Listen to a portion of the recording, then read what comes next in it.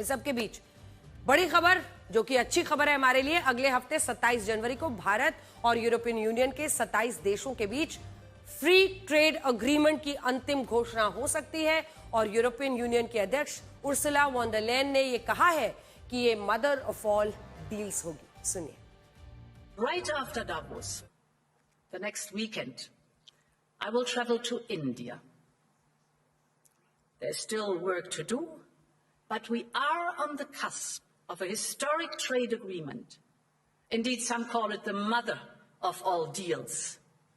One that would create a market of 2 billion people, accounting for almost a quarter of global GDP.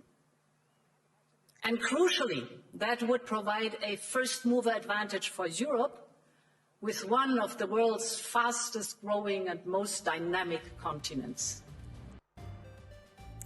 Mother of all deals का मतलब जरा आपको बताते हैं। भारत और यूरोपियन यूनियन के बीच जो फ्री ट्रेड अग्रीमेंट होगा, वो डील सभी सौदों में सबसे बड़ी, सबसे निर्णायक, सबसे ऐतिहासिक डील होगी।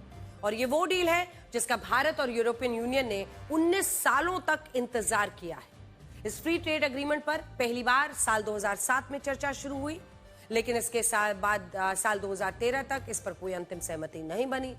उसके बाद साल 2013 से 2022 के बीच इस समझौते को भुला दिया गया और ये लगने लगा कि भारत और यूरोपियन यूनियन के बीच फ्री ट्रेड अग्रीमेंट होना संभव नहीं। लेकिन बाद में मोदी सरकार ने इस पर 4 वर्षों तक चर्चा को जारी रखा और अब जाकर 27 जनवरी 2026 को इस समझौते का ऐलान होने वाला है। फ्री ट्रेड अग्रीमेंट को हिंदी में मुक्त व्यापार समझौता भी कहते हैं, जिसमें दो देश आपसी सहमति से यह तय करते हैं कि उनके किन उत्पादों पर जीरो टैरिफ लगेगा और किन उत्पादों पर कम से कम यानी न्यूनतम टैरिफ लगाया जाएगा। ऐसा इसलिए किया जाता है ताकि उन दोनों देशों के बीच व्यापार को बढ़ाया जा सके। अभी भारत यूरोपियन यूनियन के साथ ऐसा ही फ्री ट्रेड अग्रीमेंट करने वाला है और ये इसलिए भी महत्वपूर्ण है क्योंकि भारत और यूरोपियन यूनियन में कुल 190 करोड़ लोग रहते हैं। 190 करोड़ लोगों का बाजार है ये। इनमें 145 करोड़ लोग भारत में, 45 करोड़ लोग यूरोपियन यूनियन में। ये पूरी दुनिया की 23% आबादी होती है, 23%। इसके अलावा दुनिया की अर्थव्यवस्था में भारत और यूरोपियन यूनियन की हिस्सेदारी 25% से ज्यादा है। यूरोपियन यूनियन को भारत की सबसे ज्यादा जरूरत है। असल में यूरोपियन यूनियन के 27 देश व्यापार के लिए चाइना पर पूरी तरह निर्भर हो गए हैं। इन देशों के आयात में अकेले चाइना की हिस्सेदारी 21% हो गई है, 21.3%, जबकि भारत की हिस्सेदारी सिर्फ 2% है। यहीं से पूरा मौका आएगा, यानी भारत के पास पूरा मौका है, वो यूरोपियन यूनियन के साथ निर्यात को बढ़ा सकता है। फ्री ट्रेड अग्रीमेंट के तहत मेड इन चाइना मार्केट को यूरोप के बाजार में टक्कर दे सकता है।